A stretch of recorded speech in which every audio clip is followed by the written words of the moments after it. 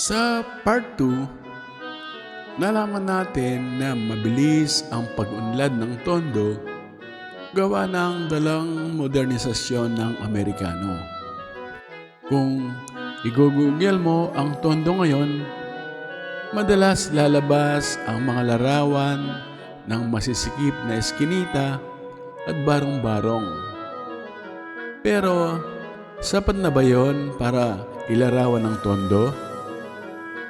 Sa huling bahagi ng ating serye, susubukan nating kilalanin ang Tondo ngayon. Ang mga hamon dito, ang kasaysayan na dala-dala pa rin hanggang ngayon, at ang mga pag-asang unti-unting umuusbong sa kanya. Ang Tondo ay may lawak na 8.65 square kilometers at kinabibilangan ng 267 barangays. Kilala ang Tondo bilang isa sa pinakasiksik na lugar sa Maynila at medyo may imaheng magulo.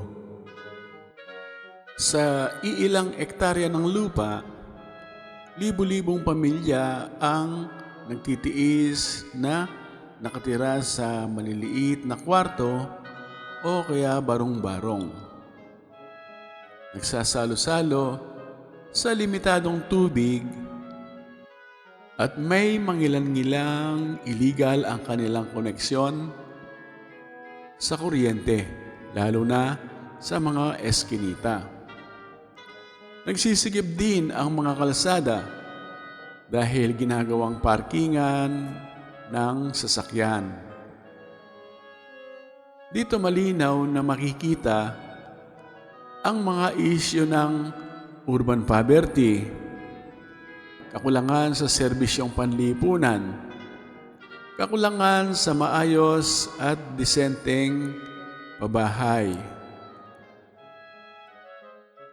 Ano ba ang mga hamon?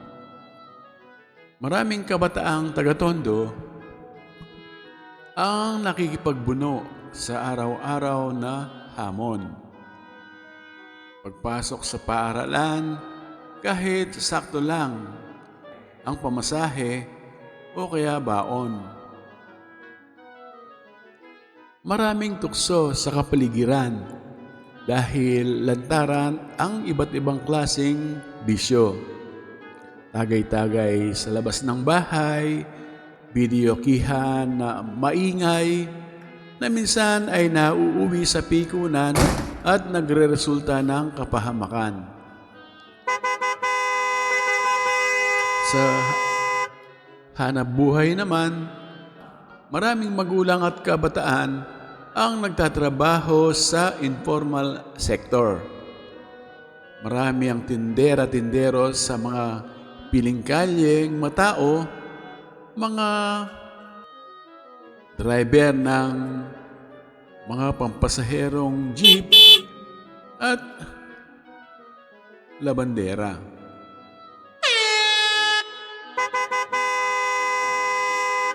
May mga nagsisikap na pumasok sa mas stable na trabaho pero hirap dahil sa kakulangan ng credentials o kakilala.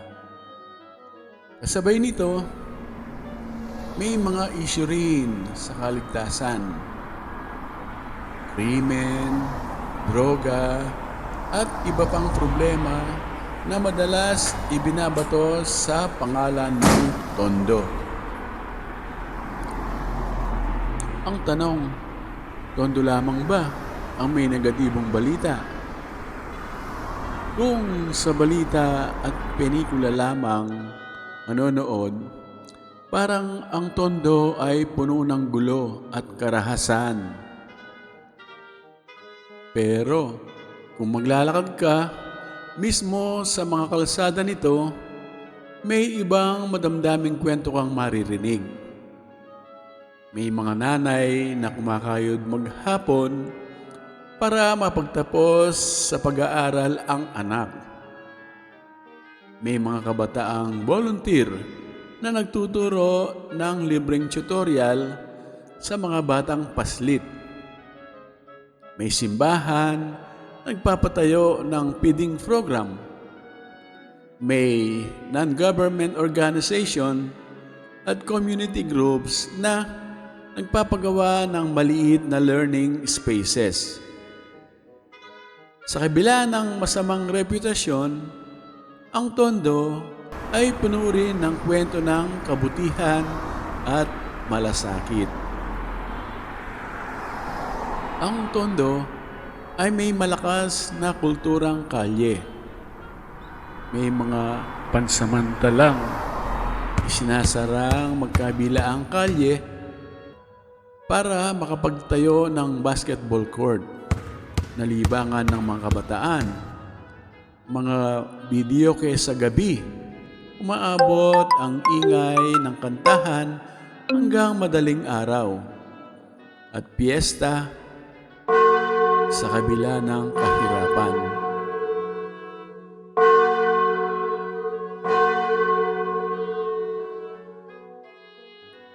Maraming sumikat na artista, mga atleta at kilalang personalidad na nagmula sa Tondo.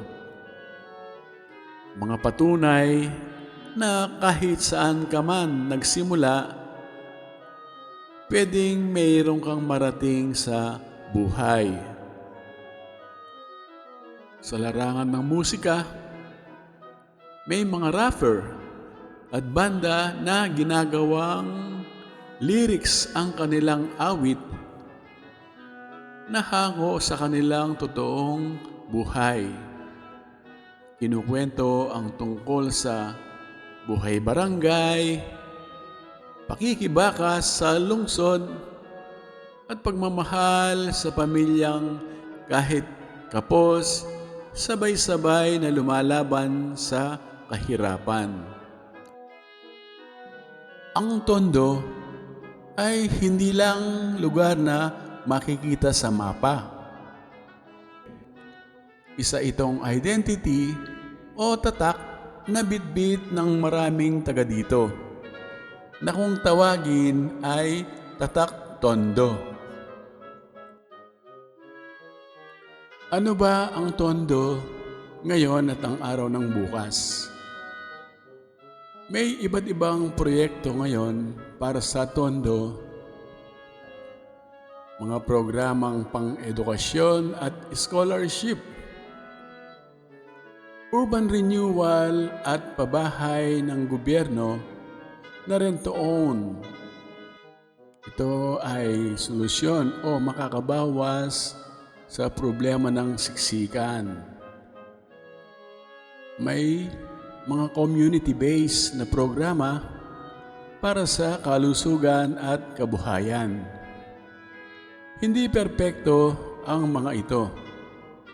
May naniniwala at siyempre meron ding kritiko. Pero malinaw, ang Tondo ay bahagi ng mas malawak na usapan tungkol sa paano ba uunlad ang Maynila at ang buong bansa.